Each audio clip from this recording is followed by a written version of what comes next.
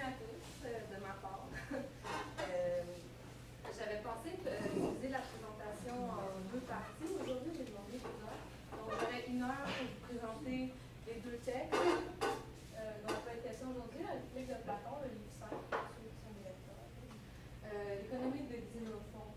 J'ai choisi ces deux textes-là parce que c'est deux écrits qu'on considère des écrits politiques. C'est deux écrits qui abordent directement la question du travail des femmes, le travail que les femmes doivent faire dans la cité, que ça soit... Bon, c'est ça, ils ont des opinions très divergentes. Je trouvais ça intéressant, puis en fond, on va discuter dans la partie discussion, à savoir qui peut trouver pertinent. Puis, je ne sais pas si c'est tout le monde qui est intéressé par les études classiques, là, donc des fois, ceux qui le sont, vous saurez qu'il faut parfois défendre l'intérêt de s'intéresser à des textes qui sont vieux du 24 siècle, qu'on ne sait même pas tant de choses que ça à leur sujet, mais je pense vraiment qu'en tout cas dans ces deux textes-là, puis pour cette question-là, il y a une certaine articulation de la pensée qu'on a avantage à comprendre, même pour analyser des discussions qui sont... Donc voilà. Dans la première partie, je vous invite à lever la main pour poser des questions si vous voulez que je donne plus de détails sur un point en particulier ou si vous avez des questions ponctuelles. Mais gardez quand même en tête qu'il y aura une discussion dans la deuxième partie. Bonjour, bienvenue parmi nous. Donc, si vous avez des questions qui sont plus fécondes, je vous invite à les noter pour qu'on puisse y revenir dans la partie discussion.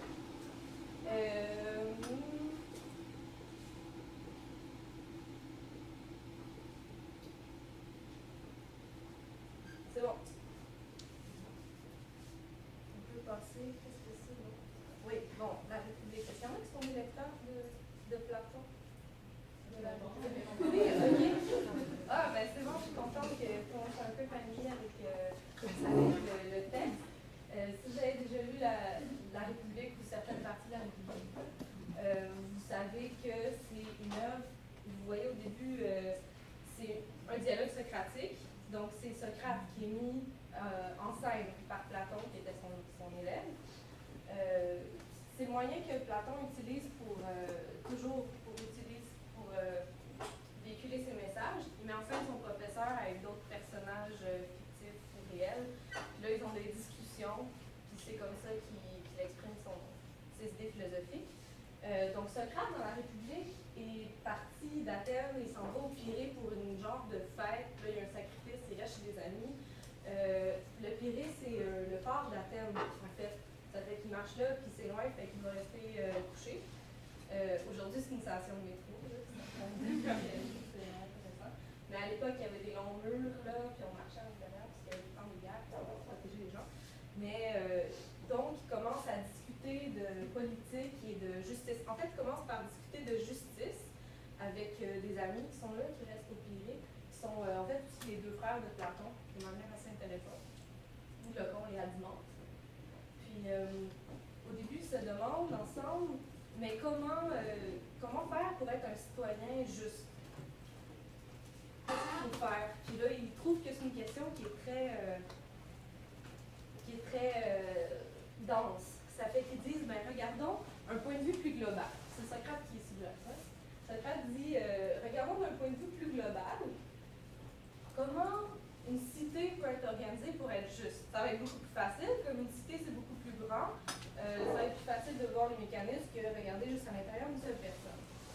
Puis, c'est une métaphore qui est intéressante, parce qu'il dit juste ça comme ça. Il dit, bon, si on réussit à savoir qu'est-ce qui est juste dans une cité, ben ça va être facile de comprendre ce qui est juste pour une personne, parce que c'est la même chose en plus petit. Je vais vous donner rapidement des éléments que je pense essentiels pour comprendre un peu où Platon s'en va. Parce que ce parallélisme-là entre la cité et l'individu n'est pas anodin. Ils sont tous les deux divisés en 3 parties. Ben, évidemment, c'est pas la personne, là, c'est comme son âme, là, sa personne abstraite. Là.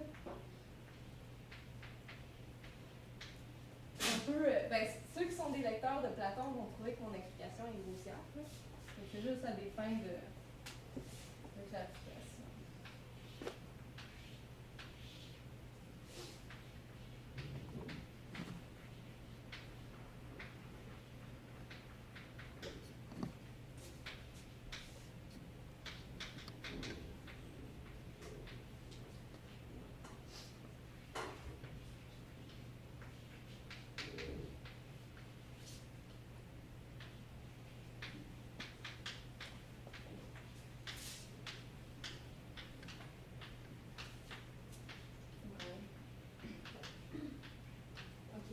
Donc, la personne, son âme est divisée en trois parties. Donc, sa raison, là, qui peut calculer des choses, là, puis savoir quand prendre une bonne décision. La morale, ça fait aussi partie de la raison.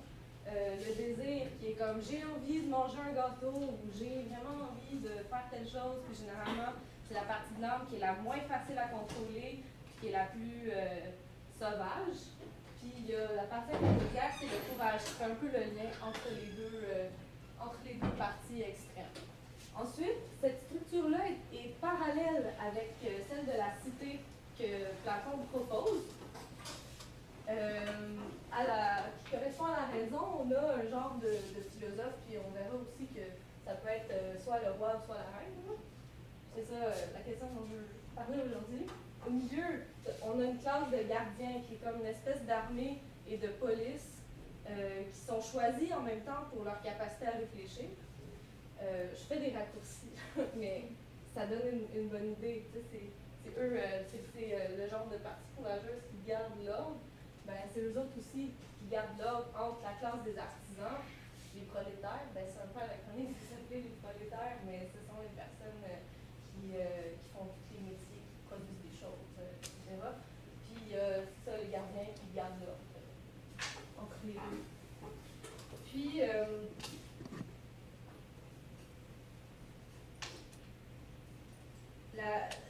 Socrate et Glaucon, en fait, ils se mettent à projeter une cité idéale.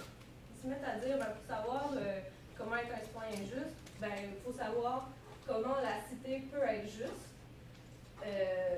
Pour savoir comment une cité peut être juste, faisons l'expérience d'en construire une dans nos têtes. Donc ils se mettent à imaginer cette structure-là.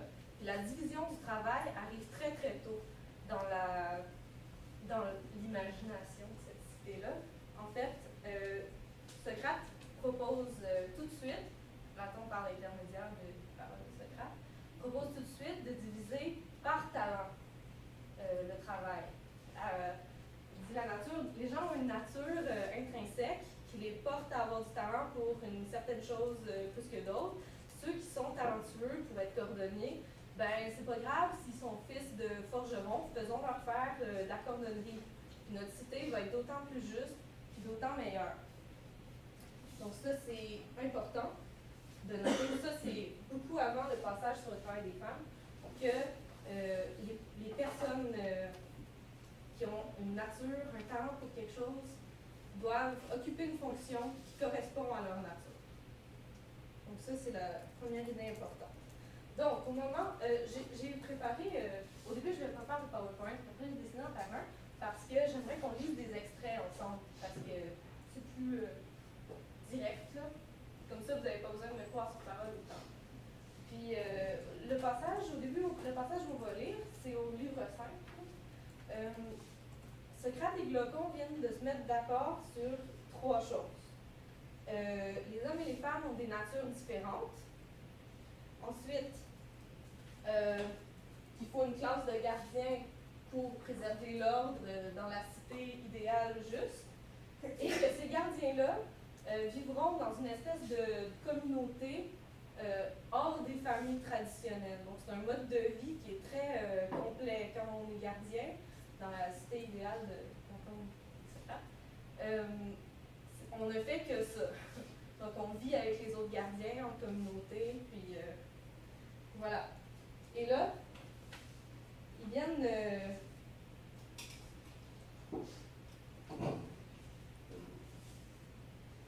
c'est ça.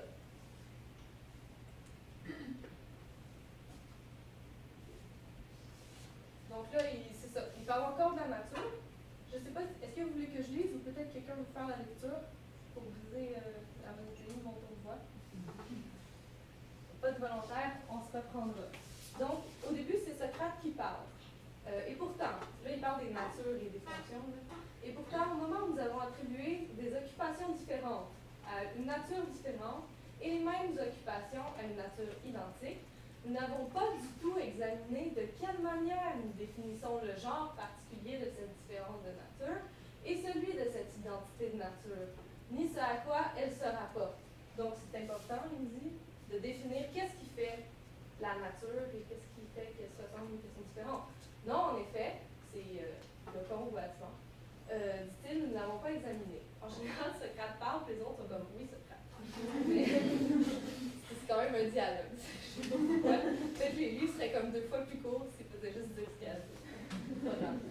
Par conséquent, répond Socrate, dis-je, il ne nous est guère possible, apparemment, de nous interroger pour savoir si la nature des chauves est la même que celle des hommes chevelus et non pas une nature contraire. Et puis, lorsque nous aurons été d'accord pour dire qu'elle est contraire, s'il appartenait aux chauves d'exercer l'occupation de sa métier, de l'interdire aux chevelus, et si ce devait être les chevelus, de l'interdire aux autres. Ce serait ridicule, dit-il. Donc, je ne sais pas si vous voyez où il s'en va avec cet argument-là, c'est que ce ne sont pas toutes les différences qui comptent. Ce ne sont pas toutes les différences qui comptent par rapport à une nature, comme je l'ai dit, pour lui, la nature qui compte, c'est le talent d'exercer les fonctions. Donc, c'est pas nécessairement divisé entre les hommes et les femmes. On ne peut pas savoir juste parce que un chauve, un chevelu, c'est comme différent. Un homme, une femme, c'est comme différent. Mais ça ne veut pas dire que leurs fonctions sont différentes parce que c'est peut-être pas une différence significative. Voilà. Il y a un autre passage. Par exemple, nous avons dit ça va encore dans le même sens. Nous avons dit qu'un homme doué pour la médecine et un homme qui a l'esprit médical possèdent la même nature. Ne le crois-tu pas? C'est mon avis. Évidemment, c'est son avis. Mais un homme doué pour la médecine et un homme doué pour la construction en ont une différente. Oui, absolument différente. Mais il existe, certes, là, il l'énonce, là. Mais il existe, certes, je pense, comme nous l'affirmerons, une femme douée pour la médecine et une autre qui ne l'est pas. Et telle femme douée pour la musique et telle autre non musicienne par nature. Donc, en théorie, on peut avoir un homme doué pour la médecine et une femme douée pour la médecine. Donc, c'est possible. La médecine, c'est un métier très masculin, là, en Grèce antique, comme longtemps après. Donc, c'est pas anodin comme affirmation de dire que, mais non, ça n'a pas rapport. Là, une femme peut être médecin aussi. C'est pas dans sa nature de ne pas l'être. Je vous préviens, vous allez déchanter, là. Ça va pas durer longtemps, le moment Team Platon, là. Après ça, ça commence à glisser. Parce que Socrate pose la question, voyons voir s'il y a une occupation qui a rapport à l'administration de la cité qui est réservée aux femmes. Donc là, on est d'accord que c'est le talent qui fait la nature. C'est la facilité d'apprentissage qui fait le talent. Là, il va lui demander, parce qu'il se pose, il dit, on pourrait nous dire, c'est ça, qu'il y a des fonctions qui sont réservées aux hommes, des fonctions qui sont réservées aux femmes. Là, un peu plus loin, il commence à dire, est-ce qu'il y a quelqu'un qui veut lire maintenant ton avis, puis tout le monde est à l'aise? Je vais continuer de lire. Mais vous ne levez pas la main. Par ailleurs, connaissance, c'est Socrate qui parle, d'une activité exercée par les êtres humains et dans laquelle le genre des hommes ne se distingue pas à tous égards de celui des femmes. Là, c'est rendu le genre des hommes, plus un homme, une femme, puis les talents qu'ils ont. À moins que nous, il répond à sa propre question, des fois il attend pas que l'on dise. À moins que nous nous étendions en discours sur l'art du tissage, ou encore le soin porté à la confection des pâtisseries et des mets cuisinés, qui étaient toutes des responsabilités des femmes à l'époque. Or, dans lesquels le genre féminin semble vraiment montrer sa valeur, il serait tout à fait ridicule de le considérer comme inférieur. L'autre fait, c'est vrai, dit-il, en affirmant que dans toutes les activités, l'un des genres est, pour ainsi dire, dominée entièrement par l'autre. Sans doute plusieurs femmes. Donc, en tant que, après où c'est en gras, là, c'est quand même fort. Il vient de dire, ben, ça dépend des talents, une femme peut être médecin. Puis après ça, il nous fait dire, non, non, mais en général, là, sauf exception comme le tissage, les hommes sont meilleurs que les femmes. Quand même. Soyons pas ridicules. Sans doute, plusieurs femmes sont-elles meilleures que bien des hommes dans plusieurs activités, mais dans l'ensemble, il en va comme toi tu dis. Donc, il y a deux aspects ici, vraiment, l'aspect individuel et l'aspect collectif. Même s'il reconnaît à certains individus de sexe féminin la possibilité d'exercer des fonctions qui sont traditionnellement masculines, ben, ça n'empêche pas là, que les hommes sont quand même meilleurs que les femmes, là, dans tout. Puis même que dans un passage que j'ai pas noté, il dit même que quand même si un homme se mettait sérieusement à tisser, il serait meilleur que femme. Il n'y a donc pas, mon ami, c'est Socrate qui reprend la parole, d'occupation relative à l'administration de la cité qui appartient à une femme parce qu'elle est une femme, ni à un homme parce qu'elle est un homme.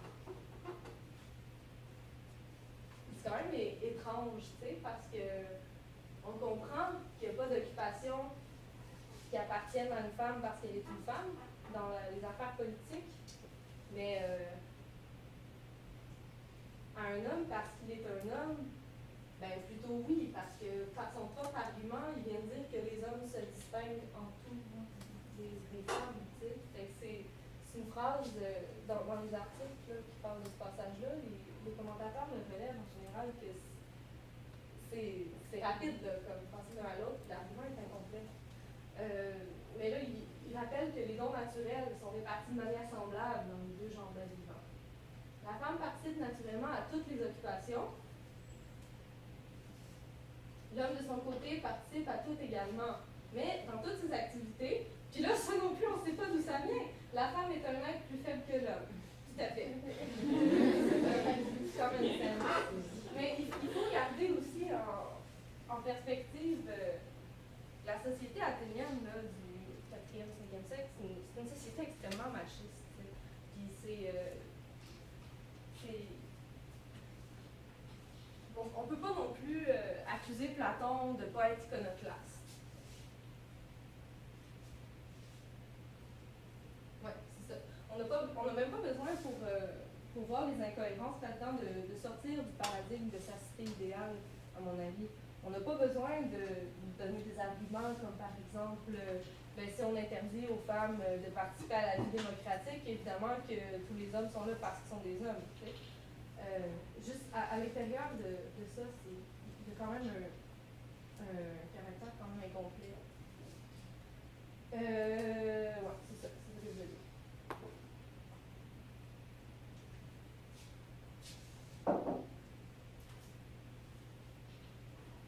Et c'est ça, il dit ça que la femme est un être plus faible que l'homme. Mais il dit à d'autres endroits que j'ai pas noté que la seule différence, quand il dit des choses comme les dons naturels sont répartis également, puis que la seule différence entre les hommes et les femmes, c'est que la femme est chargée de.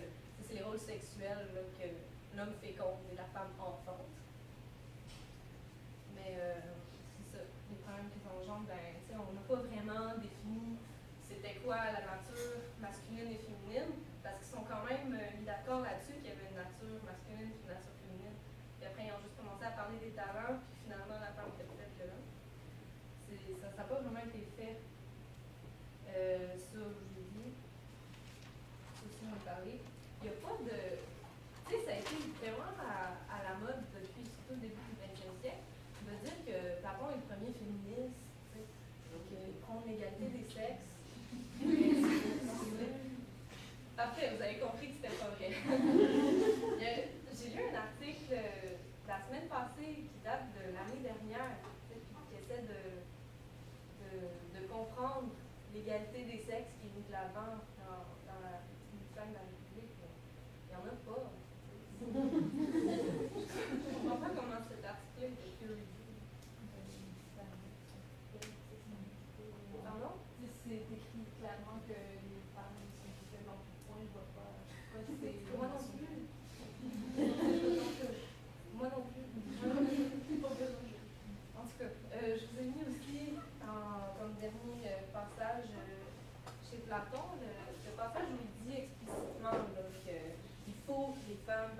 titre soit recruté dans la classe des gardiens, parce qu'il y en a qui ont le talent. Parce que ça, ils ne démarrent pas de ça. Il y en a qui ont le talent. Celles qui ont le talent, elles doivent le développer. Il existe donc une femme douée pour la fonction de gardien, une autre qui ne l'est pas. Comme chez les hommes. Mais c'est pas là justement cette attitude naturelle que nous recherchions pour les hommes que nous destinons à la fonction de gardien, c'est la même en effet. C'est donc bien la même attitude naturelle, dont le même talent, à la garde de la cité qui existe chez la femme autant que chez l'homme. Sauf que dans le premier cas, cette attitude est plus faible dans le second. Apparemment.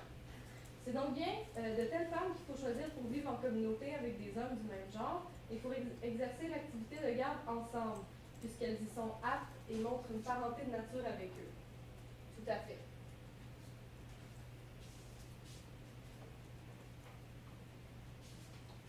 On est moins enthousiaste quand on lit ça que quand on lit ce passage-là hors contexte. C'est ça, je pense que ça vous est peut-être déjà arrivé d'entendre ça, que chez Platon, il faut que les femmes puissent exercer les mêmes fonctions que les hommes. Mais maintenant, vous savez le contexte. C'est très restreint. Puis c'est pas non plus par choix que ça, c'est important aussi de le noter, c'est pas par choix que ces femmes-là peuvent exercer la fonction de gardien, qui est par ailleurs une fonction honorée, puis honorifique, puis c'est comme la meilleure position sociale qu'on peut avoir à part le philosophe roi. Fait que c'est pas dans un souci d'émancipation, de donner des droits aux gens. D'ailleurs, Platon n'a pas vraiment le souci de donner des droits aux hommes non plus dans sa cité. C'est vraiment ceux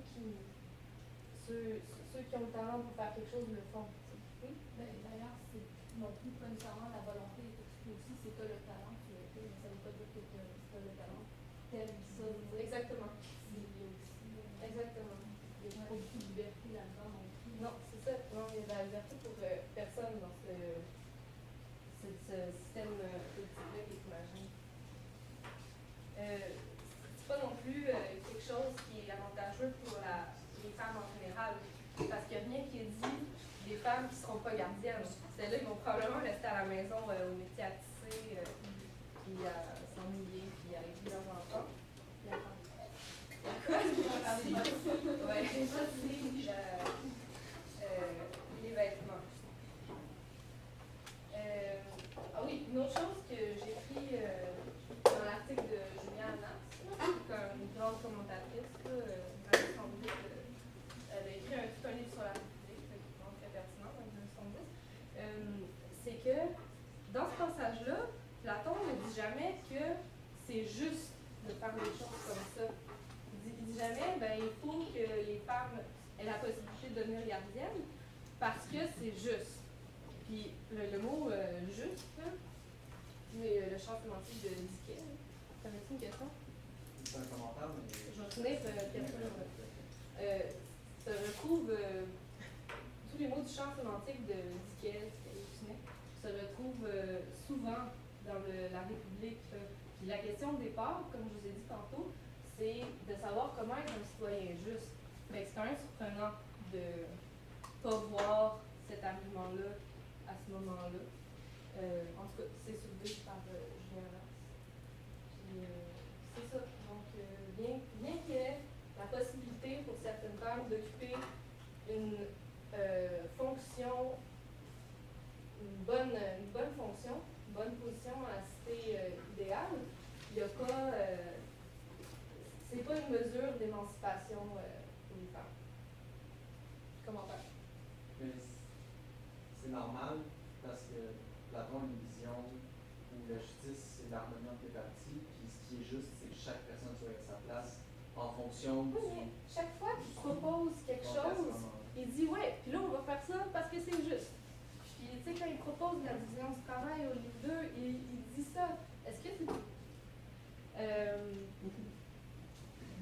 Quand il propose toutes sortes de choses, il dit on va faire ça, ça va être juste. Comme ça va être juste. Tu sais, il rappelle souvent son but là, de je vais. Puis comme ça, on va savoir que notre cité est juste. En tout cas,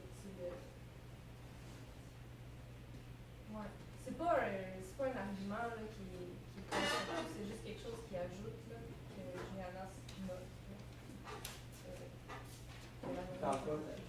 Dans ces passages-là, il parle pas de justice, puis là tu dis constamment que. Dans le reste de la République, oui, pardon. Dans le reste de la République, au livre 2, quand il parle de division du travail, quand il parle de l'exclusion des poètes, c'est tout, il dit on va faire ça parce que c'est juste, là, il dit pas. Mais c'est ça, je pense. Oui, c'est vraiment un argument que je trouve intéressant et que j'ai repris. Je découvre chez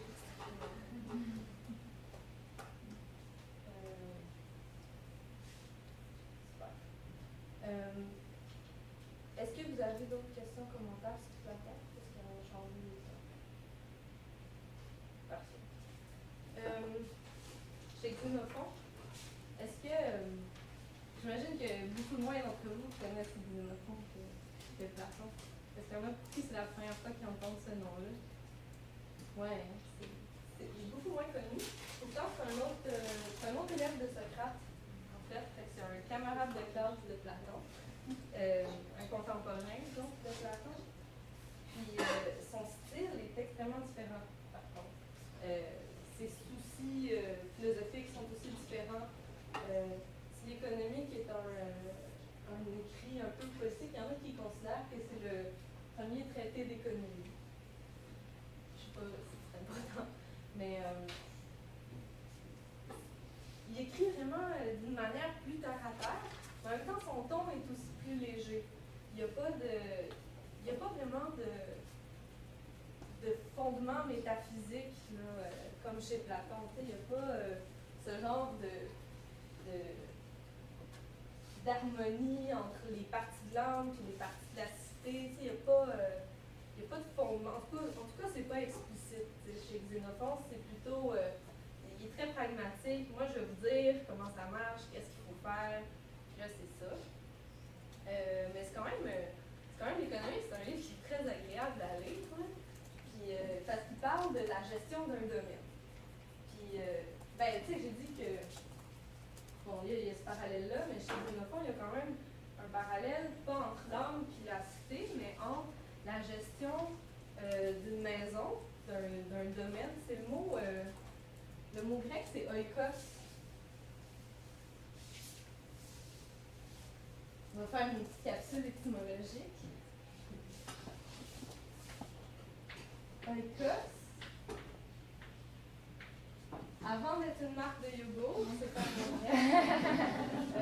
qui a donné en français. Oikos, en fait, c'est la maison, mais pas la maison physique, plutôt l'ensemble des personnes qui vivent dans une genre de maison. Donc, ça comprend le mari, la femme, les enfants, les serviteurs, la famille, les gens qui s'engagent pour travailler sur leur terre. Puis ça comprend aussi physiquement le terrain qui est labouré, qui appartient à la famille. Donc c'est tout ça, ce genre de microcosme qui est l'oikos. Ça a donné en français le mot économie.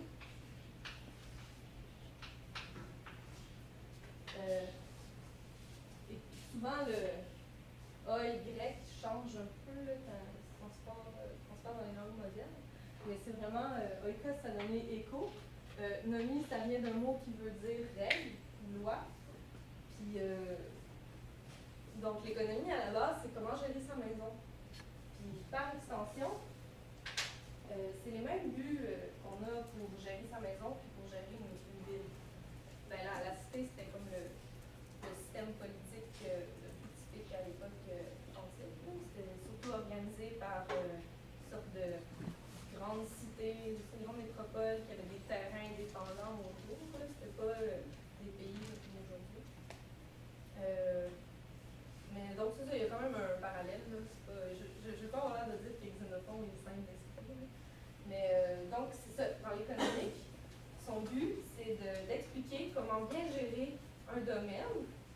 Puis là, encore, lui non plus, il ne s'adresse pas aux petits artisans puis aux petits forgerons là, qui travaillent à la journée ou aux esclaves. Il s'intéresse aux grands propriétaires terriens. C'est à eux qui dit comment s'organiser dans leur journée. C'est un peu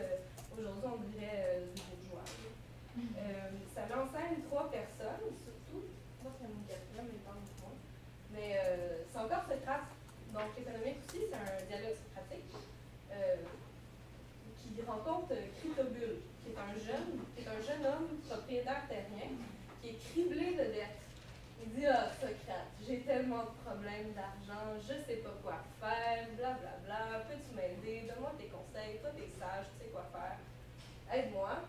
Puis ensuite, Socrate lui raconte une conversation qu'il a eue, parce que Socrate, il vivait quand même simplement. C'est pas. Ça pourrait être surprenant que Socrate se mette à dire: ben, tu sais, ton grain, fais ça avec, puis tes 12 chevaux, fais bon ça. Parce que ça contraste un peu avec son personnage. Mais il raconte une conversation qu'il a eue étant jeune avec un autre monsieur qui s'appelle Iscomaque, qui est un grand propriétaire terrien, qui avait ça parlé de ce qu'il faisait, là, apparemment. Puis, dans l'économique, la division du travail est traditionnelle. C'est pas, il n'y a rien de révolutionnaire non plus. C'est vraiment, déjà, ben, les hommes font des affaires dans les champs, puis les femmes font le tissage, les bâtisseries, etc.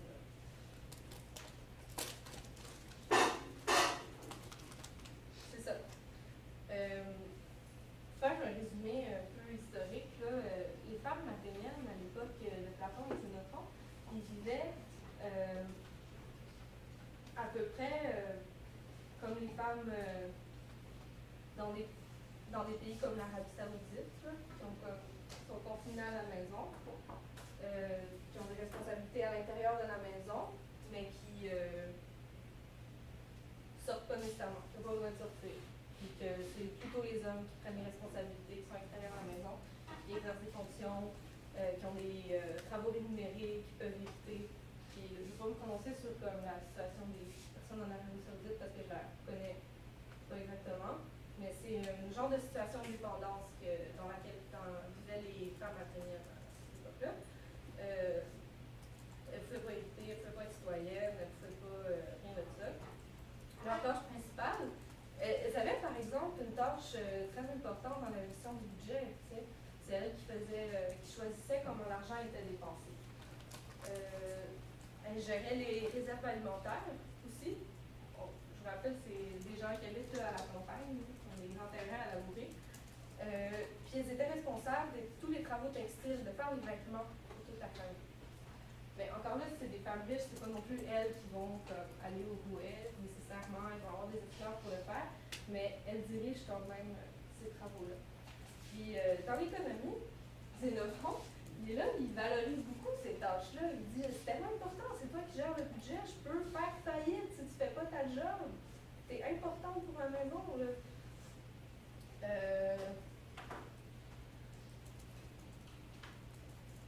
C'est ça. Donc, il lui dit, il parle à Socrate, il dit: ah, Socrate, là, c'est Iscomaque qui parle. Pour moi, je considère qu'une femme qui est une bonne associée pour le ménage a tout autant d'importance que l'homme pour l'avantage commun. C'est l'activité du mari qui fait généralement entrer les biens dans la maison, mais c'est la gestion de la femme qui en règle le plus souvent la dépense. Si tout se fait bien, la maison prospère. Si on se prend mal, la maison périclite. L'opposition prospérer-péricliter est vraiment importante dans tous les écrits politiques de Xénophon. C'est la même terminologie qu'ils utilisent pour les rois, les tyrans là, à l'époque qui géraient leur cité. Fait que c'est comme. Encore là, c'est juste linguistique, mais il parle vraiment de. Tu sais, la femme dans la maison, elle a comme le même. Elle risque les mêmes tendances que le roi dans sa cité. Mais j'ai quand même. Oui, je vais vous parler avant de comment l'homme occupe son temps dans l'économie de Xénophon. C'est vraiment agréable à lire l'économie de Xénophon. Puis, c'est comment qu'il dit: ben, je me lève le matin, puis ça, après mes ablutions matinales, ben, je vais faire du cheval, je vais m'entraîner à l'équitation, au tir à l'arc, blablabla, parce que s'il y a une guerre, parce que s'il y a une guerre, ils sont mobilisés comme soldats, ça c'est vrai. Je vais m'entraîner, après ça je fais de la course à pied, puis je me baigne dans la boue pour que ma peau soit belle, puis ensuite je donne mon cheval à un serviteur, puis là si j'ai des courses à faire, après je vais manger mon dîner, je vais voir mes ouvriers dans le champ, puis là, si je vois quelqu'un qui berge de travers, je lui donne des conseils, tu sais. Il faut quand même qu'ils connaissent le travail des gens qui engagent pour être en mesure de leur expliquer. Mais il ne fait pas souvent lui-même. Il ne fait pas souvent lui-même. Mais ensuite, c'est ça, s'il y a des courses à faire en ville, c'est lui qui va. S'il n'y en a pas, ben, il peut rester à la maison puis faire de la philo. Parce que c'est ça, la condition d'homme libre, quand on dit d'homme libre, c'est pas une condition mentale, c'est vraiment une classe supérieure de la population qui ont le statut de citoyen. Non seulement qui ont le statut de citoyen, qui sont indépendants de fortune. Donc, lui, son revenu principal, le propriétaire prospère, c'est ses rentes. Puis, il a les moyens d'engager des gens pour faire le travail, pour entretenir sa maison. Puis, ça lui laisse du temps libre pour étudier. Ça, c'est un grand luxe. Puis, pour Xénophon, c'est important, c'est la condition de pouvoir s'instruire puis faire de la philosophie. Donc, cette condition-là, elle est importante.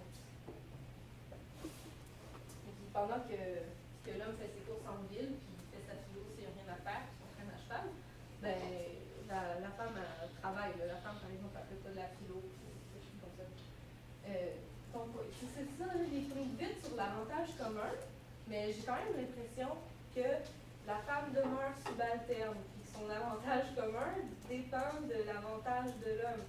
Qu'elle reste un peu au même titre que les employés, une espèce d'outil. Ouais, c'est ça. Tu sais,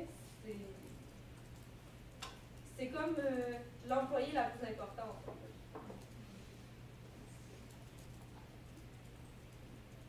Là, ensuite, Xénophon, pas Xénophon, ben oui, Xénophon, mais Scomaque, celui qui raconte ses journées, là, il rapporte la conversation avec sa femme, la première journée, la journée de ses noces, là, qu'elle arrive à la maison, puis il me dit, elle avait même pas 14 ans, elle savait rien, non, elle avait même pas 15 ans, elle savait rien, il fallait tout que je lui montre, puis là, tu sais, il lui dit tout ce qui va, ça va être quoi ses responsabilités, etc. Puis là, il rapporte sa conversation, puis il lui dit à un moment donné, ouais, non, c'est la femme qui parle, et vois-tu, dit ma femme, ce que j'ai pu faire pour aider à l'accroissement de notre maison. Là, elle arrive, elle n'a même pas 15 ans, puis il y a comme des employés à gérer, puis comme, qu'est-ce que c'est là? Par Zeus, dis-je, là, il rassure, heureusement qu'il est là. Par Zeus, dis-je, les travaux dont les dieux t'ont rendu naturellement capable, et comme par hasard, que la coutume approuve aussi, voilà ce qu'il faut essayer de faire de ton mieux. Mais qu'est-ce donc? T'as une famille bourgeoise, ça ne veut rien. Ce n'est pas, dis-je, le moins important, à mon avis, à moins que dans les seins, la reine des abeilles ne soit préposée à des travaux sans aucune importance. Donc, la femme, dans l'Oikos, est comme la reine des abeilles. C'est quand même puissant. Puis, je vais souligner une autre chronique grecque, que la reine des abeilles, en fait, les Grecs ne savaient pas que c'était toutes des femelles dans les essaims. Donc, la reine des abeilles, ils l'appellent les Gémons.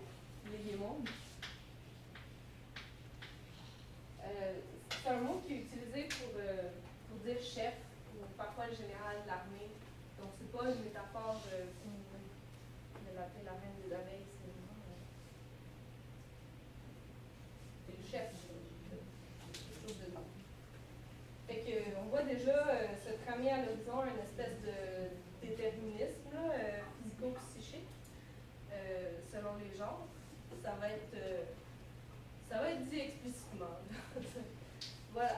Ensuite, il lui explique les différences de nature entre les hommes et les femmes. Comme les travaux de la maison, aussi bien ceux du dehors, exigent à la fois du labeur et du soin. Donc, il y a des travaux importants à l'extérieur, il y a des travaux importants à l'intérieur. La divinité, c'est comme, s'il dit la divinité, c'est comme les dieux. Il me semble adapter dès le principe la nature de la femme aux travaux et aux soins de l'intérieur. Celle des hommes à ceux du dehors. Froid, chaleur, marche, expédition militaire. C'est le corps et l'âme de l'homme qu'elle a constitué de manière à les mieux endurer. Aussi Aussi lui a-t-elle imposé les travaux du dehors. Quant à la femme, la divinité lui a créé un corps moins résistant. Aussi, elle me semble avoir chargé des travaux de la maison. Sachant qu'elle a accordé au corps de la femme de pouvoir nourrir le nouveau-né et qu'elle l'en a chargé, elle lui a également donné en partage plus de tendresse.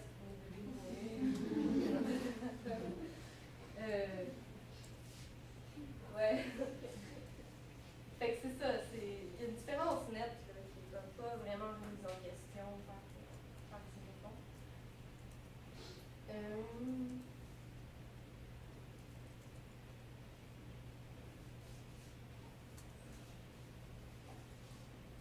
Fait qu'il y a un lien, même s'il est ténu. Finalement, les travaux, comme vous l'avez vu, les travaux extérieurs, on parle de l'agriculture et la guerre. Ça, c'est les deux occupations de l'homme libre, du citoyen respectable, propriétaire. Puis, il compare, oui, l'agriculture, on dit comme, c'est vraiment prestigieux. Comme vraiment, je suis pas sûre si c'est un espèce de... Je suis pas sûre à quel point c'est conformiste de proclamer que l'agriculture est une profession extraordinaire. Parce que je suis pas sûre du statut que l'agriculture avait à la terme à cette époque-là. Mais c'était une profession de riches. C'est ça. On savait que les gens, les agriculteurs, géraient bien leur domaine. C'était pas des gens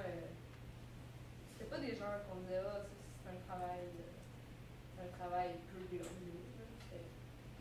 Ouais, je pense que c'était comme relativement glorieux.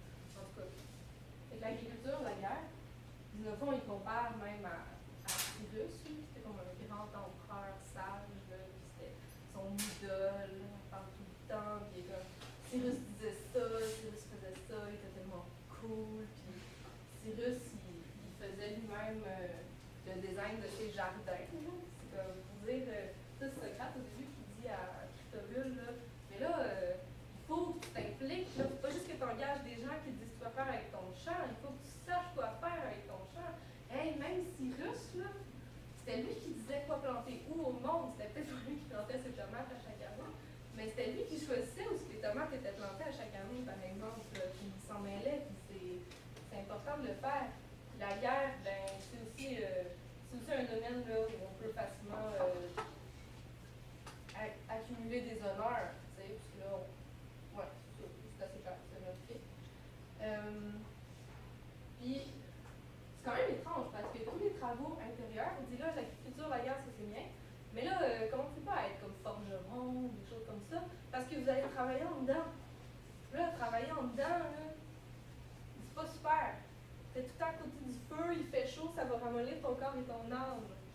Fait que t'es mieux d'être agriculteur pour faire ton cheval le matin. Qui c'est qui travaille en dedans déjà? Fait que ça me gêne un peu. Ils lui disent à la femme, tu sais, ah, ton travail est aussi important que le mien, t'es la reine des abeilles, etc. Mais ils disent aux hommes de ne pas travailler en dedans parce que ça ramollit le corps et l'âme. Puis aucune directive non plus pour les gens qui ne sont pas propriétaires. L'économie, ça reste pas du tout à eux. Comme chez Platon, il y a peu de soucis là, pour l'ensemble des gens, c'est surtout aux gens de l'élite, l'économie. Je pense que ce que j'avais à dire sur Xénophon, je vous laisse avec une comparaison. C'est tiré d'un livre 30 arpents, c'est un livre un roman du terroir québécois, là, c'est un roman que j'aime beaucoup. Alphonsine et Eucharis, c'est les personnages principaux, ils viennent avoir leur premier enfant. Je vais lire qu'Alphonsine et Eucharis étaient revenus à la norme humaine hors de laquelle les premiers mois de leur mariage avaient vécu parce qu'ils avaient 30 ans. Ils étaient désormais familiers avec, répartis sur chacun sa part bien tranchée des soucis communs et des besognes quotidiennes. Et cela suivant l'ordre établi depuis millénaires. Depuis que l'homme, abdiquant la liberté que lui permettait une vie de chasse et de pêche, a accepté le joug et soumis sa vie au rythme manuel de la terre, à laquelle il était désormais accouplé. Eucharis, les champs, Alphonsine, la maison et l'enfant. la vie passée de la Terre à l'enfant qui était le terme temporaire. Donc, au XXe siècle, là, il y a la même vision du travail.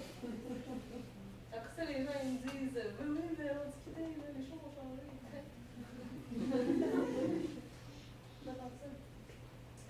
Combien de temps j'ai parlé? Il est 4h05. Est-ce que je vous proposerais de faire 10 minutes de pause, si vous voulez, puis qu'on commence la discussion après, ou on peut commencer la discussion maintenant, si vous voulez? C'est à la liberté des gens, si vous voulez prendre une pause ou non. Hein? On dirait pas. OK.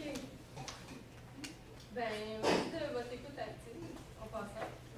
Mais, bon, c'est le moment de lever la main et de me dire ce que vous avez à dire. Oui. Moi, je fais un lien clairement avec la question de l'organisation du travail. Elle parle pas de Platon, mais c'est clairement elle n'est pas remontée sur la chaîne jusque où, mais on voit que déjà les identités, c'est instauré que la femme est subalterne, puis qu'elle n'est pas salariée pour le travail qu'elle fait, même si c'est pour l'homme. Puis elle n'a pas de bénéfice en fait là-dedans. C'est la lutte du travail pour elle, alors que l'homme de l'étranger, c'est lui qui a instauré cette vision du travail-là, en fait. Oui. Parce que dans le fond, ça ressemble plus à Xénophon que Platon. Oui, oui, parce que en fait, Platon, il n'est pas vraiment fait. C'est pas prononcé Non, directement c'est ça. là-dessus. Lui, il parle de pas la fait la cité différence idéale. entre les nations de genre que c'est pas vraiment clarifié ce que c'était. Oui, oui, oui. Ben, c'est ça, c'est que quand les écrivains féministes, à partir de Simone de Beauvoir, ont commencé à théoriser ça, c'était comme quelque chose qui est vraiment. Mais c'est ça, c'est instauré. Est-ce que tu as quelque chose à dire sur les femmes, d'autres femmes chez Platon, comme Guillotine ou Aspasie? D'autres femmes, au singulier. Ou Aspasie Oui. aussi dans le Ménétros, Ah oui. qui a enseigné la rhétorique personnelle. Oui, c'est vrai. Hein? Et puis chez Xénophon, on a Théodote aussi. Oui, chez Xénophon, il y a un C'est peu pas plus de femmes. nécessairement on se fait la division du travail, mais Oui. quand même des femmes qui ont toute une place très importante chez les auteurs. Ben, chez Platon, je dirais pas que Guillotine a une place très importante Comment ça? dans le banquet parce que c'est pas une personne qui utilise sa propre voix. Premièrement, elle n'est pas présente dans le banquet. Elle fait pas partie des personnages qui sont dans le dialogue. C'est Socrate qui rapporte les paroles. Et en plus, Guillotine, c'est une prêtresse d'Apollon. Ça fait que tout ce qu'elle dit à Socrate, c'est inspiré par le dieu. Mais pourquoi est-ce que Platon a choisi une femme pour ce rôle? Je sais pas, il est quand même Dans prêtre. le banquet, c'est un peu. Je n'ai pas de réponse, mais pourquoi c'est un peu bizarre qu'il choisisse une femme, justement pour, comme porte-parole, pour expliquer en fait, le fondement de sa métaphysique. Plus le choix d'un personnage féminin. Oui, c'est ça. C'est un des deux personnages féminins, je sais pas. Mais je sais pas, j'ai pas grand chose à dire. Ok. J'avais vraiment préparé une présentation plus sur le travail. Non, c'est pas plus. Ok. Ok. Un jour j'aurai une opinion, puis on en parlera. Oui? Mais dans le cas de l'appétit, j'imagine que la fonction va dépasser le fait que ce soit une femme. Oui, c'est ça que je veux dire, parce que c'est une prêtresse qui a inspiré, et toutes les paroles. C'est pas parce que c'est une femme qui le choisit, c'est pas parce que c'est la voix de parole. Oui, mais il aurait pu C'est pas prendre ça. un. Mais il aurait pu prendre un auteur père. Mais est-ce que je peux dire quand même que c'est une soirée, on parle en fait de l'éros masculin, et puis tout d'un coup à la fin, Socrate sort une femme, et puis il met en valeur aussi en fait, la maternité, quelque chose dans ce discours-là. Il met en valeur la maternité. Il dit que les hommes peuvent accoucher dans un certain sens, de même que les femmes. Ouais, de l'esprit, puis il dit je pratique le même métier que moi. Ça m'a l'air d'être accoucheuse aussi. Ouais, Non, c'est pas ça. c'est plutôt l'idée d'accoucher. Ben, il y a accouché les esprits. Mais je vais dire, mais j'insiste que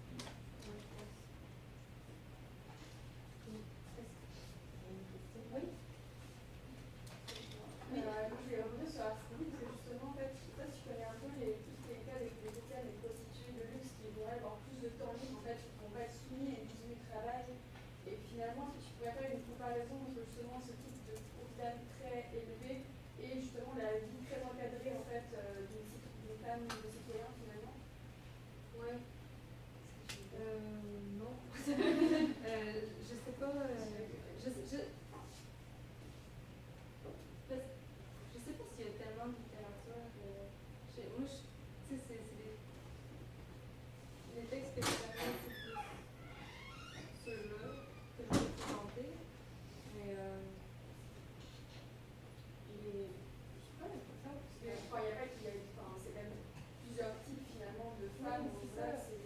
Mais c'est pas des travaux qui sont valorisés. Je pense.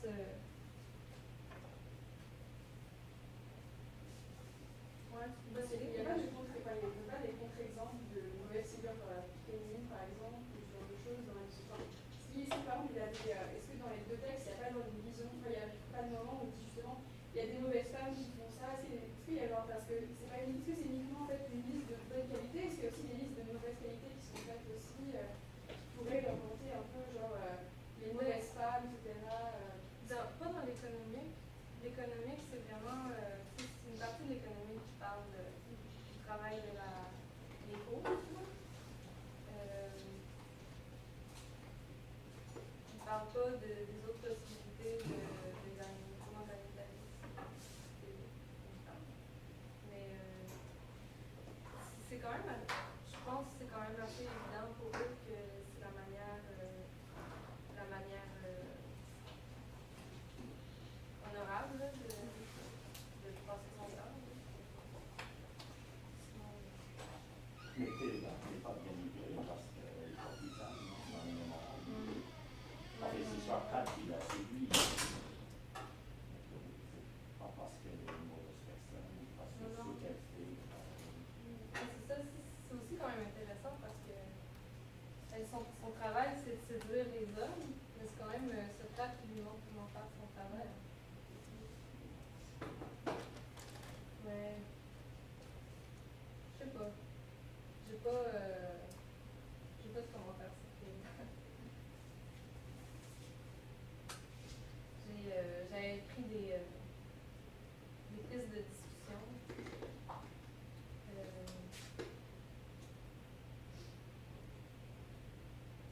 Est-ce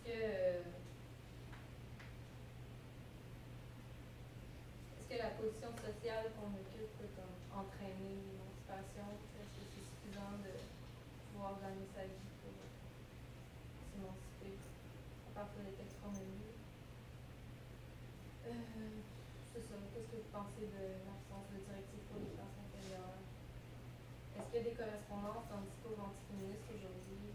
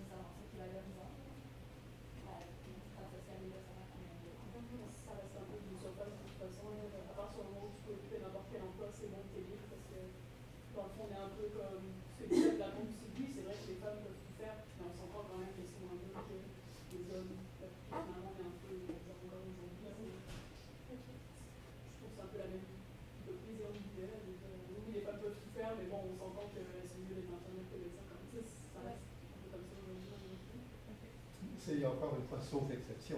Parce que, voilà, c'est ça. C'est toujours comme souligner qu'il peut y avoir des exceptions. Je ne sais pas si c'est.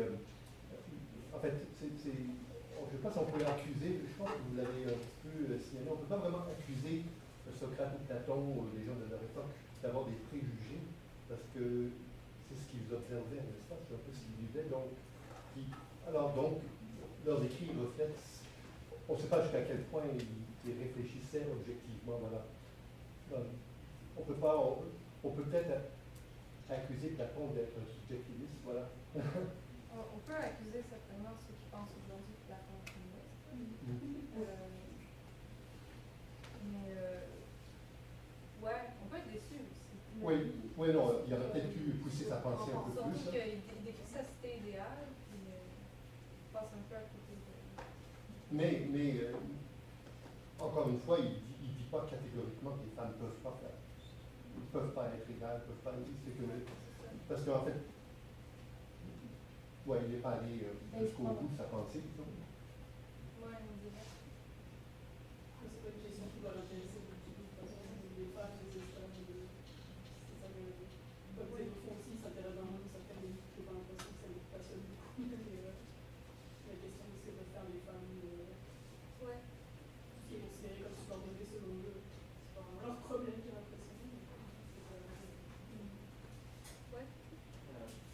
Par rapport à la question de l'occupation, ben, si on prend la norme qu'il y a dans l'économique, la norme de la liberté, c'est d'avoir du temps libre pour développer. Donc, ça prend les esclaves, ça prend un domaine, ça prend une indépendance financière. Puis, mais moi, la question que je me posais par rapport à ça, c'est les femmes qui administrent un domaine qui est très riche et puissant, elles ont du temps libre aussi. En long terme, en fait, si elles en ont, dans une certaine mesure, on pouvait admettre qu'au même titre que l'homme qui possédait le domaine, même si on conçoit qu'elles sont le subalterne de l'homme, Ouais. qu'elles ne sont pas citoyennes, elles possèdent ce temps libre-là quand même. Ouais. Elles ne peuvent pas l'utiliser pour faire de la politique, mais peut-être pour faire de la philosophie par contre. C'est pas impossible. Dans les faits, c'est possible. C'est sûr. C'est sûrement arrivé. Mais c'est. Pardon? Quelques femmes ont été impliquées dans l'administration, enfin quelques-unes, mais il y avait quelques élèves femmes Oui. qui échec. Oui, c'est ça. Mais j'ai l'impression que faut pas confondre non plus la réalité avec les textes. En réalité, il y a eu des femmes qui ont occupé des positions de pouvoir importantes, qui ont été la mère d'Alexandre le Grand, je pense qu'elle dirigeait des armées, tout ça, puis on a eu des impératrices à cette époque-là, un peu avant, un peu après, puis c'est sûr qu'il y a eu des femmes là, qui ont fait de la philosophie du fond de leur écosse, mais c'est pas, c'est comme passer sous silence, c'est pas prévu, qu'elle puisse le faire, c'est comme quelque chose qui peut arriver, mais qui n'est pas valorisé nécessairement. C'est pas, si t'es assez efficace en plus, tu vas pouvoir t'instruire, ça va être fou malade. C'est comme, si t'es assez efficace, tu vas pouvoir faire plus de broderie, je sais pas. Ouais, peut-être. Plus considéré, éduquer les enfants. Peut-être, je sais pas. Mais ouais, ça c'est vraiment intéressant de souligner ça, que ça existait, là, des femmes qui avaient des loisirs, mais c'est pas comme. Et on n'en parle pas. Mais pour faire un parallèle avec ce que tu disais, je ne sais pas si tu l'as dit, peut-être que je l'ai manqué, mais lorsque que les femmes aussi, peu importe le métier qu'elles finissent par accomplir, ou par avoir, ou le travail, peu importe la position, en général, encore aujourd'hui, si par exemple on avait un métier ou une occupation typiquement masculine, puis qu'il y a des femmes qui vont l'investir, on va voir la dévalorisation de cette occupation-là aussi à travers notre vie. Encore aujourd'hui, tu sais, c'est ça, l'enseignement qui a été, moi l'enseignement en politique, je sais pas, les coiffeuses, whatever, c'est la même affaire. Avant on avait des barbiers, puis c'était un métier respectable, un coiffeur, mais plus tard on est dans le même, tu sais, c'était équivalent, mais je veux dire, il y a ça aussi qui en tout cas, puis moi c'est ça, les champs changent pas vraiment. Ou ils changent, mais il y a quelque chose qui se produit, mais différent, peut-être plus pas rendu. Dans le passage où Socrate raconte que n'importe quel homme qui se mettrait au tissage, de toute façon, il serait meilleur. Ouais, c'est ça, ça peut. Mais si une oui, femme le fait, ben. Ça fait honte aux femmes de se faire battre sur leur propre terrain. Mais ouais, c'est quelque chose, je pense. Je vais juste dire que vous n'avez pas mentionné, vous avez dit que Xanathan n'a pas donné des publics, ce qui est le cas, mais quand même un système philosophique basé sur la maîtrise de soi, l'endurance et l'autarcie. Et justement, parce que les femmes en ont beaucoup moins dans les trois cas. Justement, c'est pour ça qu'il faut enseigner les filles. Oui, c'est ça. Une femme ne peut pas vraiment. Oui, non, je veux juste dire que le système politique était moins complet. C'est moins complexe, mais c'est quand même un système philosophique qui fonctionne. Oui, je sais que vous connaissez beaucoup mieux les importants.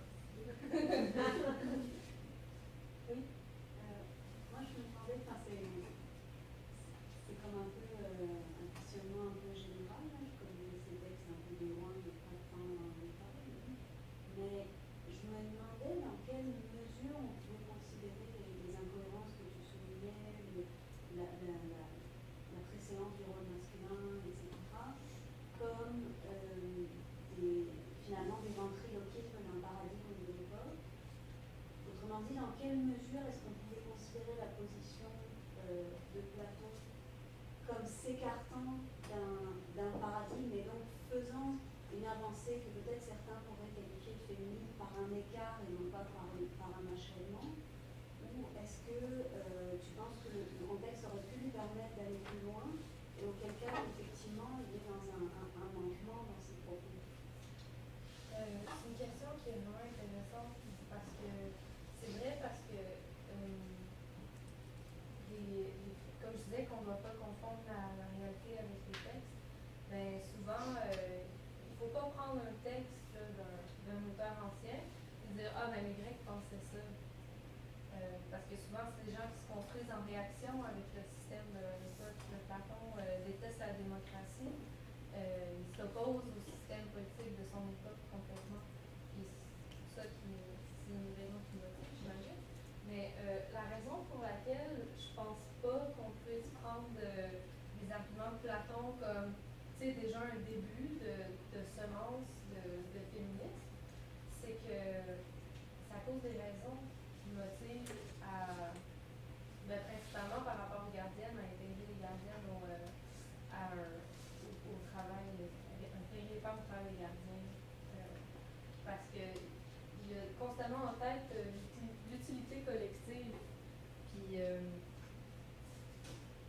jamais le souci comme de réalisation des personnes qui vont. Ça, c'est vraiment. Enfin, je sais pas parce que je ne connais pas de texte, mais est-ce que c'est pas un peu anachronique, là, la notion de réalisation des autres? Peut-être. Ouais. Ben, je serais curieuse de savoir ce que les autres personnes en pensent. Je ne sais pas si vous comprenez dans le film. Est-ce que c'est un pas dans la bonne direction? Est-ce que c'est. Considérant que c'est là tellement longtemps, est-ce que c'est. Moi, je pense que c'est toujours je pense que ça dépend des perspectives qu'on a envie de prendre quand on interprète un texte. C'est sûr qu'on dit toujours qu'aller vers prendre des concepts d'aujourd'hui, les appliquer sur un texte qui a été écrit à l'Antiquité, c'est sûr que ça fait anachronique, c'est clair. Mais dans le contexte de l'émancipation de la femme ou du féminisme ou des concepts féministes, nécessairement, on n'a pas le choix d'être anachronique parce que de toute façon, à cette époque-là, c'était pas là. Puis moi, en tout cas, pour ma part, je connais vraiment pas Platon, puis je suis vraiment pas connaissante de ça, mais du moins de ce que je peux en tirer aujourd'hui, c'est de par le simple fait qu'il n'en ait pas parlé, puis que, je veux dire, je pense de dire que parce qu'il était dans un tel contexte, ça lui aurait empêché d'aller plus loin. Je pense qu'à un moment donné, on peut se dire que si tu abordes certains sujets, puis qu'il y en a que tu choisis probablement de ne pas aborder, c'est pas parce que ça ne va pas, tu le vois bien, les conditions dans lesquelles les femmes vivent, tu vois les différences et les constates lui-même. S'il décide de ne pas aller plus loin, à ce moment-là, je me dis, c'est là qu'on peut se dire, mais c'est ça, de l'occulter, fait en sorte qu'on ne peut pas faire de lui, je pense, aujourd'hui, par exemple, un féministe. Peut-être à l'époque, il était plus progressiste par rapport aux femmes, mais tu sais, je me dis, Mané, je sais pas, là, tu les vois, il était là, tu as décidé de les occulter d'une certaine manière. C'est peut-être parce qu'on le faisait dans le temps. L'argumentaire est justement très flottant. C'est ça, puis à la limite. Si on parle de société juste quelque part, c'est pas juste s'il y a des injustices à la base. C'est ça, puis on pourrait. Toute une partie de la vie. C'est ça. Platon est vraiment frustré de voir des femmes qui auraient le potentiel pour être gardiennes rester dans leur maison à tisser. C'est ça qui le frustre. Mais c'est pas une question d'émancipation, c'est pas une question d'argent inégal de l'homme, en tout cas. Oui, de donner. C'est une question de valorisation des talents. De donner une tâche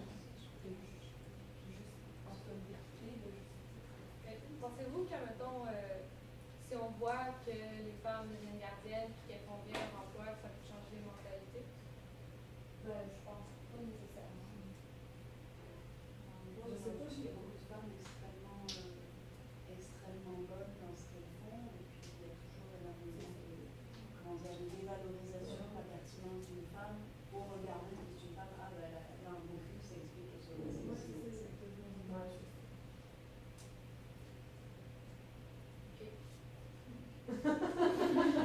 Sinon, c'est d'autres raisons. Sinon, c'est autre chose. C'est ça, puis quand elles ont été remarquées, en tout cas, je ne sais pas si je peux en faire un chapitre, c'est plus tard. C'est plus tard qu'on en fait. c'est ça, qu'on réalise leur pont, qu'on réalise les portes qu'elles ont défoncées. Mais je veux dire, c'était à quel prix, puis c'était comment ça se passait. Souvent, ça va être. Il y a quand même aussi un truc d'exemplarité, quand il y a la première femme médecin, etc., ça entraîne aussi d'autres femmes aussi. C'est pas forcément uniquement genre dans leur propre univers, c'est aussi ça permet de vraiment placer des exemples féminins forts qui permettent d'avoir des jeunes filles qui vont dire ah bah pourquoi pas, moi aussi je vais essayer après d'aller à l'UTM pour faire médecine et tout vers 1910. Et voilà, ça a commencé comme ça parce que des femmes ont commencé, des femmes de haute bourgeoisie d'aristocratie qui ont mangé un tout petit peu, puis ça a déclenché après une plus grosse vague aux générations suivantes. Donc il faut voir ça aussi pas uniquement à leurs propres conditions dans leur milieu, mais aussi au fil de l'histoire, alors que voilà, que maintenant c'est considéré comme normal qu'une femme soit médecin, mais il y a un siècle c'était comme déjà c'était vraiment révolutionnaire. Ok. Je pense que je vais pas dire quelque chose qui va se faire en sorte que c'est comme les cheveux. Je pense que si on demandait à Platon, es-tu féministe, là, genre, c'est comme là où est-ce que les cheveux devaient s'en faire. Dans le truc t'as vu, on va se mentir. Mais je pense qu'il dirait non, la question n'est pas pertinente. Ma conception de la justice ne s'intéresse pas à ça. Mais je ne suis pas misogyne, puis je trouve que ma conception de la justice, c'est pas la démocratie, puis genre à rond avec ce qui est admis dans la société, puis comment on traite les femmes. Fait que, genre, je trouve que c'est comme, tu sais, l'accuser de pas être féministe, je trouve que c'est pas une vraie accusation, parce qu'il s'en revendique pas. Ce qui est stupide, c'est de penser qu'il était féministe. Puis ça, c'est des gens modernes qui vont avoir cette interprétation-là. C'est démontré par ailleurs. Fait que la présentation dans ce sens-là est comme vraiment bonne, parce qu'elle vient accuser les gens, genre aujourd'hui, qui disent Platon c'est féministe, alors que Platon lui-même sortirait sans doute dans sa tombe à se faire dire qu'il était féministe.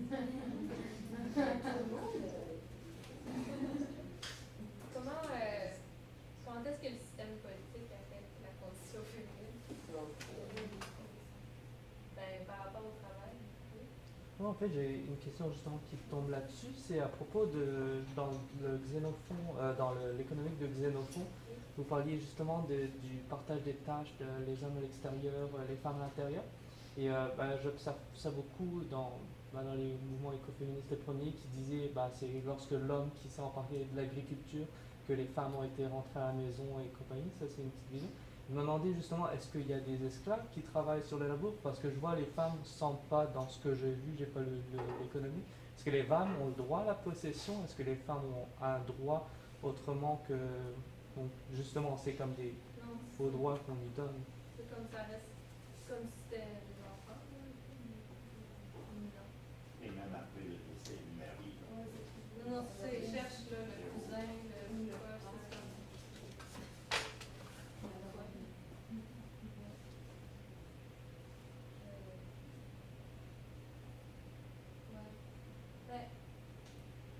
J'ai l'impression que chez les esclaves, peut-être que la division n'est pas aussi nette entre travail intérieur et travail extérieur.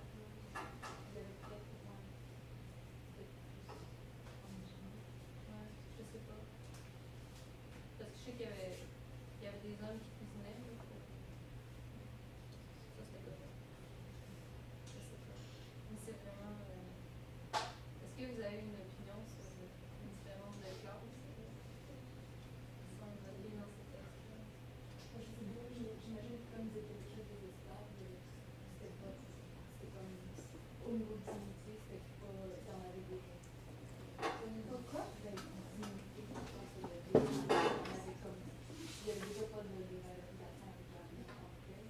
C'était déjà, il y en a, mais peut-être pas dans la hiérarchie, pas au vu en tant que tel de ceux qui sont plus hauts, mais en dessous, j'imagine qu'il y a pas. Ouais, ils n'ont pas besoin comme de poursuivre de bien. Ouais, on disait que Pardon? Ouais, Est-ce qu'ils pouvaient? Je me demandais si avait tant le talent. ouais, ça arrivait. Ils pouvaient être affranchis, mais ils ne pouvaient généralement pas être citoyens. Parce que pour être citoyen, il fallait. Au début, c'était ensuite, ben là, ils se sont dit, ben, faut que ta mère aussi. À un moment donné, ils ont passé une loi, faut que ta mère aussi dépense. Ben, c'est pas pratiquement impossible, là, c'est juste ça. C'est élitiste. Ben, ça arrivait. C'est là, ça arrivait pas, c'est souvent. Bon, l'affranchissement? Je sais pas. Platon s'est déjà fait capturer et prendre comme esclave. C'est comme esclavage, mais c'est vraiment bizarre. Il n'en avait pas parlé après, Non, ben il en parle dans un écrit comme qui n'est pas un dialogue. Non, c'est ça, fait que il y a quelqu'un qui l'a reconnu, il l'a acheté, il l'a affranchi. C'était possible, après quand il était vieux, il l'a acheté. Oui? Oui, je ne sais pas si c'est pertinent, mais je me demandais depuis tout à l'heure, c'est quoi la conception de la justice selon Platon? Est-ce que c'est différent par rapport à aujourd'hui, puis est-ce que ça nous aiderait à comme, mieux comprendre sa vision par rapport aux femmes, dans sa non-vision par rapport aux femmes? C'est quoi sa conception de la justice en général? Ouais. Parce que c'est ça que ça parle, c'est de ça que ça parle la réviser, puis est-ce que ça nous aiderait à comme, mieux comprendre la vision de la femme qu'il y a, ou ça aurait juste pas rapport de comme, comprendre la vision de sa justice, sa vision de la justice au préalable? Oui, ok. Je pense que la justice de notre époque est beaucoup plus individualiste. Elle soucie, pas individualiste dans le sens chacun pour soi, mais beaucoup plus axée sur les droits des personnes. Pour Platon, c'est plus un genre d'équilibre que la cité. Puis l'esclavage n'est pas vraiment remis en question, tu sais, par les philosophes de l'époque. Ça fait partie. C'est vrai que peut-être la conception de la justice est plus axée sur le bon fonctionnement d'un tout cohérent. Puis, ouais, c'est ça, plus que sur le bon fonctionnement de chaque partie. Socrate pour expliquer par exemple comme quoi ça peut sembler normal de se suicider, par exemple, il faut bien respecter les lois par exemple, c'est trouver pour la différence entre l'individu et la justice en fait, et le suicide peut paraître comme juste. Là. C'est pas tout le monde qui croit que Socrate s'est suicidé. Non, mais on peut penser, parce que. Classiquement, en tout cas, c'est ça de penser, c'est de montrer comme que leur accès ça prochaine, comme juste, entre guillemets, comme. Oui, c'est certain que Socrate a accepté de subir son jugement. Il aurait facilement pu payer une amende ou s'enfuir. À toutes les étapes, là, on essaie de mais je sais pas qu'est-ce qui appartient aux mœurs de l'époque, puis qu'est-ce qui appartient à la figure héroïque de Socrate un peu. Socrate, c'est un personnage vraiment iconoclaste. C'est pas. Mais plus pour comprendre la manière dont Platon en fait explique la justice, peut-être c'est dans son idéal aussi forcément. Donc c'est un peu comme la figure héroïque de cette philosophie. Ouais, c'est sûr. Mais c'est sûr que Platon fantasme vraiment sur un idéal Des frères sacrifiés, de cohérence, que les gens. C'est quasiment un idéal esthétique aussi, on pourrait dire. On dirait que chez Platon, tout soit proportionné, bien à sa place, dans un certain équilibre, sans parler de cosmétique dans le sens, je parle plus en termes exacts, mais tout doit être complètement assemblé d'une certaine façon. Je trouve que l'esthétique, ça peut là encore, sa vision de la justice finalement, c'est juste l'équilibre de justice morale, de bien ou le mal, ça comme ça qu'on parle. Non, mais il y a des choses bien et des choses mal, et c'est important que les gens se conforment au bien pour être juste. Oui, c'est sûr que c'est beaucoup d'ordre. Oui. Vous m'avez fait un idée? Oui. Mais moi, c'est peut-être en parallèle un peu avec la première conférence qu'on a vue, j'ai l'impression que, en fait, je me demande, parce que comme ça a été traduit, très cancé, mais est-ce qu'il n'y a pas, peut-être dans la traduction, dans les extraits que tu nous as lus, des interprétations des gens qui l'ont traduit, par rapport au genre, à la nature humaine, qu'il n'y aurait pas traduit, qu'il n'y avait pas eu une. Je sais pas jusqu'à quel point on peut. Je me demande s'il y a des trucs qui ont vraiment écrit là-dessus, sur peut-être les différences entre les versions originales, puis peut-être ces traductions-là en français. Est-ce qu'il n'y avait pas, selon les langues dans lesquelles ça a été traduit, est-ce qu'il n'y avait pas des différences qui pouvaient être marquées par rapport aux questions de genre? Pas s'il y en a, c'est quelque chose plus. Dans le grec ancien, est-ce qu'il y a un féminin, un masculin? Oui. Mais il faut dire en français, on a la nouvelle édition de Buisson à Niki, peut-être pour une vingtaine de traducteurs, qui est très très récent, qui est très très bien traduit. C'est la traduction de Georges Leroux, qui est très récente, c'est comme une dizaine d'années. C'est ancien quand même.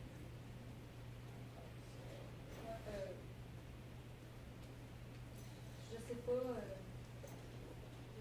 nature, le mot nature, vous avez souligné le mot genre et le mot nature, je pense.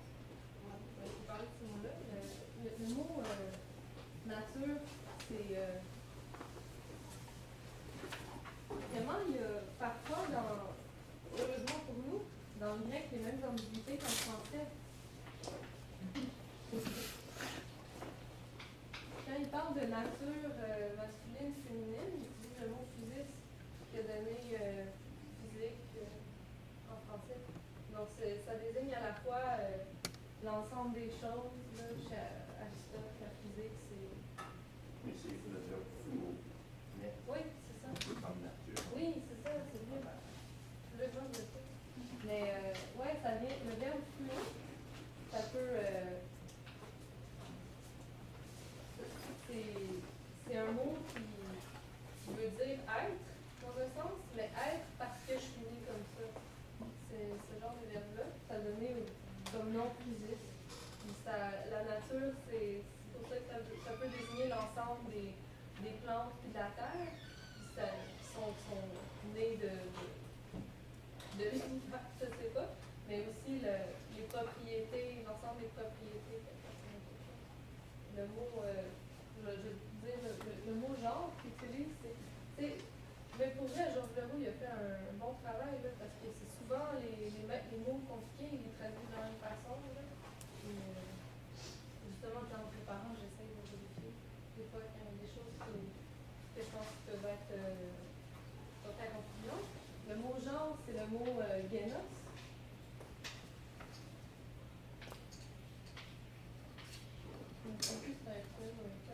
Mais c'est un mot qui désigne des catégories. C'est pas, ça n'a pas la même ambiguïté genre par rapport à l'identité de genre. Là, par exemple, Platon ne connaît pas ça, là, mais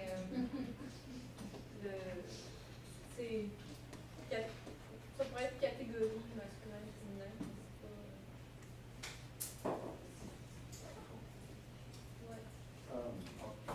Encore une dernière question. Est-ce que vous avez quelque chose à dire sur l'abolition de la famille en tant que tendance idéale? Oui, je ne sais pas si Platon voit ça comme une émancipation, dans un sens parce que la femme peut occuper des postes politiques, entre guillemets, aussi. C'est quand même bizarre et très intéressant qu'on abolisse la famille.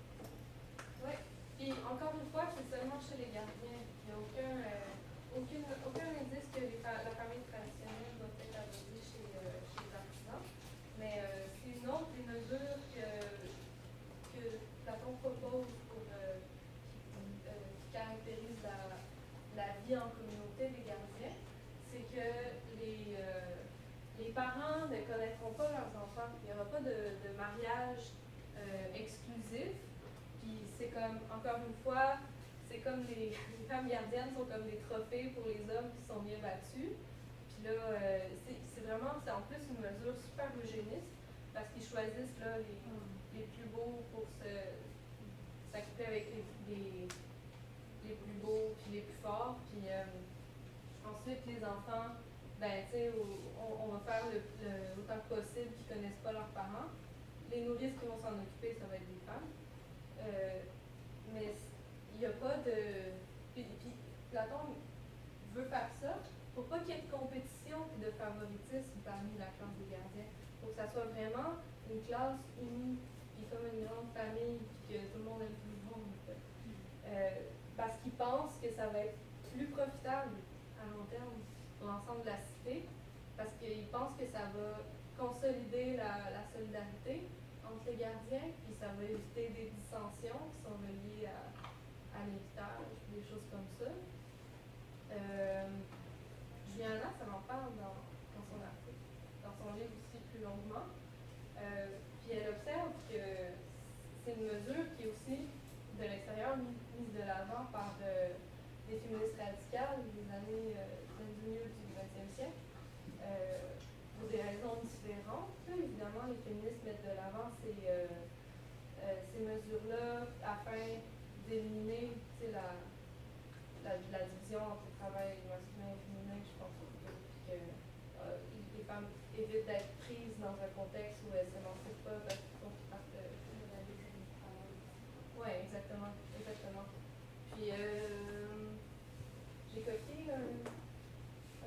The idea that Plato is a forerunner of women's liberation has gained support from the fact that in Republic 5, Plato proposes not only that women should share men's tasks, but also that the nuclear family should be abolished. This idea is put forward by some radical feminists today as an essential part of any program of the liberation of women.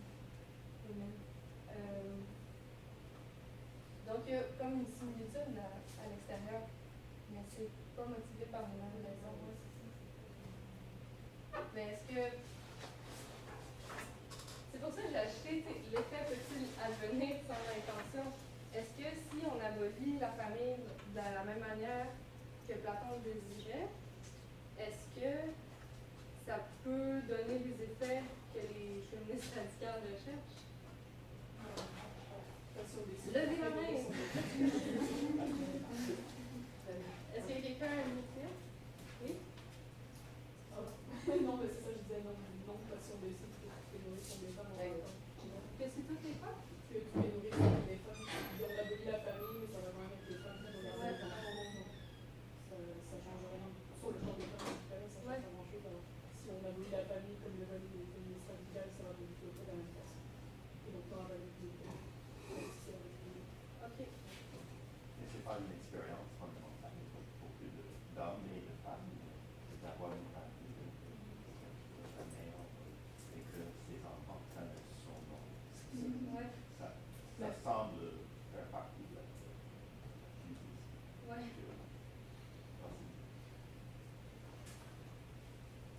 Je sais pas si je me trompe, mais les féministes radicales, à l'époque, surtout, ils prenaient ça justement du marxisme, de l'abolition de la famille, comme outil du patriarcat. C'était pas par rapport à les enfants vont pouvoir devenir les êtres de demain extraordinaires qu'on voudrait, c'était plutôt en termes d'outils, puis mais après ça, je sais pas, puis peut-être que je suis complètement dans le champ, mais fait qu'en soi, c'est pas l'abolition de vivre la famille ou d'être père ou mère, puis d'être deux mères, d'être deux pères, d'être plein de pères, plein de mères.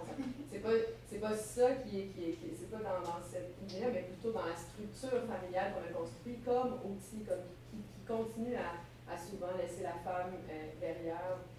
Fait que je pense que c'est peut-être ça la nuance, tandis que lui, en tout cas, comme je dis, je le connais pas, mais là, comment c'était décrit, qu'est-ce qu'il faudrait faire, moi, ça me fait plutôt penser à l'USEC, tu sais, genre, on prend les enfants, on enlève les parents, puis on en fait des êtres, je sais pas trop, puis là, ils ont plus, tu sais, j'ai plus l'impression que ça va devenir un petit peu de je sais pas quoi, fermé. Tu sais, là, je pense pas que ça se situe au même endroit. Fait que est-ce que c'est abolir la famille? Non, je pense que c'est abolir, c'est ça, la structure telle qu'on la connaît, sans dire que la famille va réexister, elle va se reconstruire d'une autre manière, tu sais, mais, ouais, je pense que c'est tout. Je suis pas loin ça, mais il me semble qu'Alexandra Koenig proposait justement cuisine collective, tout ça, puis les parents ne gardaient pas leurs enfants. Ils étaient vraiment littéralement seuls, comme ça ressemblait un peu à ça. C'est ça, il doit y avoir des modèles différents, c'est ça. Mais c'était vraiment, ils étaient envoyés à l'État, puis ils étaient éduqués par l'État. C'est ça, dans le fond, c'est vraiment comme un peu tout comme il y avait des cuisines collectives, des genres de garderies, écoles collectives, puis c'était vraiment une balance que des enfants dans ce modèle-là. Donc, ça ressemble un peu, il y a comme des ressemblances à